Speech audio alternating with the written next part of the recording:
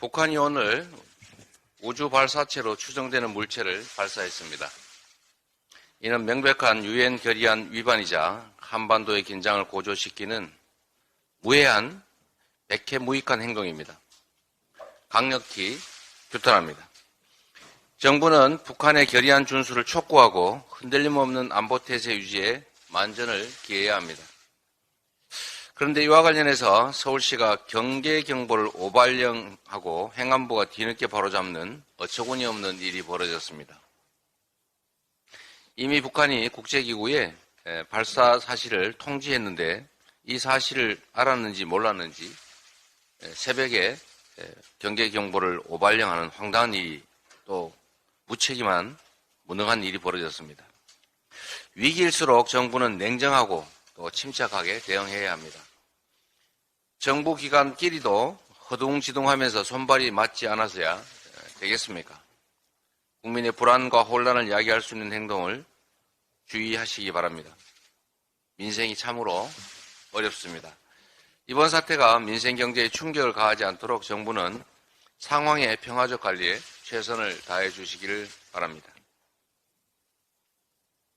정부의 편향적인 이념 외교가 우리 경제의 발등을 찍고 있습니다. 올해 4월까지 대중 수출이 지난해보다 무려 27.7%나 감소했습니다. 지난 1분기 대중 무역 적자는 이미 80억 달러에 이르렀습니다. 어제 중국 수출 기업들과 간담회를 가졌는데 현장에서 느끼는 위기감은 상상을 초월하는 수준이었습니다. 이대로라면 30년 동안 어렵게 일군 중국 시장을 잃을 수 있다는 우려의 목소리가 매우 높습니다. 모든 것이 주변국을 자극하며 갈등을 부추겨온 윤석열 정권의 자업자득입니다. 정부가 코리아 리스크의 진앙 그 자체입니다. 외교의 제1원칙은 누가 뭐라 해도 국익이어야 합니다. 진영 대립에 앞장서면서 대한민국을 동북아의 갈라파고스로 만드는 그런 자충수 더 이상 두어서는 안 됩니다. 주변국들은 철저히 국익에 따라서 행동하고 있습니다. 미중은 작년 사상 최대 교역액을 기록했습니다. 최근에는 고위급 접촉을 재개했습니다. 북한과 일본도 교섭 움직임을 보이고 있습니다.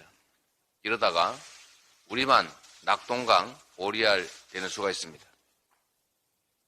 편향 외교가 아니라 국익 중심의 유연하고 실용적 외교를 펼쳐야 합니다. 이를 위해서 우리 기업의 자유를 침해하는 강대국의 부당한 요구에는 당당하게 대응하고 대중 특사 파견 또한 적극 검토할 때가 되었다고 판단됩니다.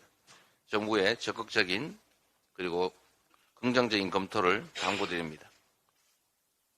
민생 경제가 추락을 거듭하고 있습니다. 지난 3, 4분기에 이어서 올해 1분기까지 3분기 연속 성장률이 OECD 평균치를 하회했다고 합니다. 양극화와 불평등 또한 악화일로입니다. 소득 상위 20% 그리고 하위 20% 간 소득 격차가 6.45배로 벌어졌습니다. 저소득층 3집 가운데 2집은 이미 적자입니다. 이렇게 벌이가 즉 소득이 줄고 물가가 오르다 보니까 소비가 정체되거나 줄어든 가구가 무려 60%에 달합니다. 지난 1년 정부가 고집한 초부자 특권 정책 그리고 재정 역할의 포기가 이런 상황을 초래했습니다. 앞으로가 더 걱정입니다. 가계부채, 자영업자 부채가 이미 한계점에 달했습니다. 여름철 냉방비 폭탄이 기다리고 있습니다. 현재 정부처럼 그저 감 떨어지기만을 기다리는 태도로는 민생 경제에 재앙적인 상황이 초래될 수가 있습니다. 보다 과감하고 적극적인 정부의 역할, 재정에 책임 있는 역할이 필요한 때입니다. 이를 위한 논의에 당장 착수하자는 제안을 공식적으로 정부에 드립니다. 아무리 좋은 약도 때를 놓치면 무용지물입니다. 민생 고통에 정치가 국민께 답을 드려야 합니다. 정부 여당의 대승적인 결단을 촉구합니다. 이 정말 심각한 문제입니다. 이 정부가 집권 세력의 사적 이익을 위해서 권력 남용을 너무 심각하게 저지르고 있습니다. 윤석열 대통령이 한상혁 방통위원장에 대해서 부당하고 위법적인 위헌적인 면직 조치를 강행했습니다. 노골적인 방송 장악 선언입니다. 민생 경제가 파탄나고 외교 안보가 총체적 위기에 직면했습니다. 이런 위급한 때에 정부는 국가 역량을 방송 장악에 허비하고 있습니다. 그런 욕심의 100분의 1이라도 국정과 민생에 쏟아주기 바랍니다. 우리 민주당은 정권의 부당한 언론 탄압, 방송 장악 기도에 물러서지 않고 맞서겠습니다.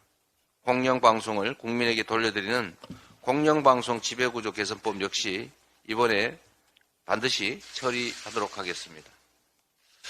한 말씀만 더 드리면 이 정부의 법률에 근거하지 않는 법률에 위반되는 면직 조치는 이 정부가 그렇게 선호하는 직권 남용에 해당할 소지가 매우 높습니다.